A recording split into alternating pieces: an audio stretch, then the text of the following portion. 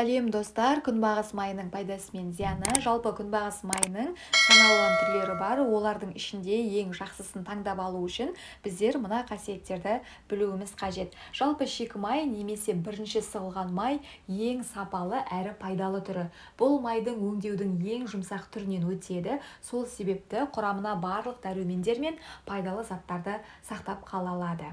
Мұндай май хош иісті, өзіне тән дәмі болады. Шикі майды көбінесе салаттарға қосады. Жалпы мұндай май жоғары температураларға шыдай алмайды. Оны қуыру үшін қолдануға болмайды. 90 градустан асқан кезде май өзінің пайдалы қасиеттерін жоғалтып, тіпті канцерогенді болып кетуі мүмкін.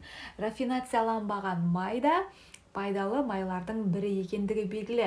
Рафинацияланбаған май белгілі бір өңдеу сатыларынан өтеді, оның тұнбасын түсіріп, түрлі сүзгілерден өткізеді. Бірақ бұндай майда бастапқы шикізаттың бөлшектері қалып қоюы мүмкін. Сол себепті кішкентай балаларға, яғни 3 жасқа дейінгі балаларға оны бермеген жөн.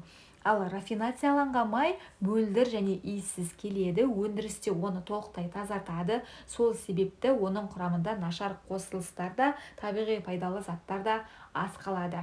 Бұл майды қуырып қолдануға болады, ол көбіктенбейді, тұнба мен жағымсыз иіс бермейді. Әрине ас үйіңізде бір шикі не рафинацияланбаған және де бір рафинацияланған май болғаны дұрыс. Бірін салаттарға қоссаңыз, екіншісіне тамақ әзірлеуге болады.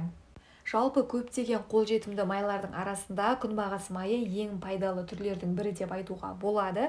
Соя, жүгері майлары пайдасы жағынан күнбағыс майының артында тұр. Оның құрамындағы қанықпаған майлы қышқылдар, майда ергіш А, В, Е және де Ф дәрумендер мен минералдар бар. Күнбағыс майы адамға күнделікті қажет, бірақ ағзаның өзі шығармайтын пайдалы заттарды береді. Ф дәрумені теріміздің жағдайын жақсартып, қан тамырларының беріктігін арттырады, гормондар синтезін реттеп, иммунитетті жақсартады, қан айналымын дұрыстап, атеросклерозға қарсы тұрып, ағзадан артық холестеринді шығарады. Е дәрумені есті жақсартып, қартаюға қарсы күреседі, майлардың қабылдауын дұрыстап, жүйке жүйесін де жақсартады. Бұл дәрумен қауіпті Альцгеймер ауруының алдын алып, қант диабетіне де қарсы тұра алады. А дәрумені көздің саулығы мен тырнақ, шаш, тіс пен сүйек беріктігіне жауап береді. Жақсы антиоксидант болып табылатын бұл дәрумен онкологиялық аурулармен күресуде көмектеседі. Д дәрумені кішкентай балалардың дұрыс өсуіне де өте қажетті дәрумен.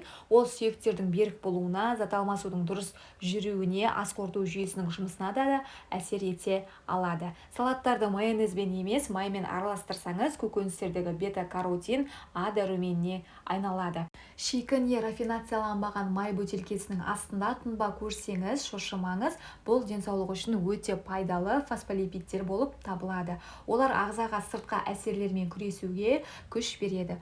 Осы қасиеттердің бәрі қарапайым ғана күнбағыс майының құрамында бар екен. Май таңдауы мен қолдануға қатысты кеңестер: салат әзірлегенде көкөністерді май құймай тұрып тұздаған жөн, себебі тұз майда еремейді. Рафинацияланбаған май сатып алғанда оның ашық, мөлдір түрлерін іздеңіз.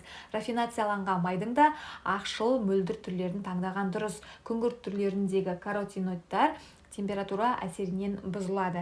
Дүкенде сөреден сатып алған кезде бергі жағында тұрған майды алмаңыз. Оның құрамында жарық әсерінен пайдалы заттар жойылған. Шыны күңгірт бөтелкелерінде сақталатын май түрлері сапалы болады. Әрине сақталу мерзімі өткен майды қолданушы болмаңыз.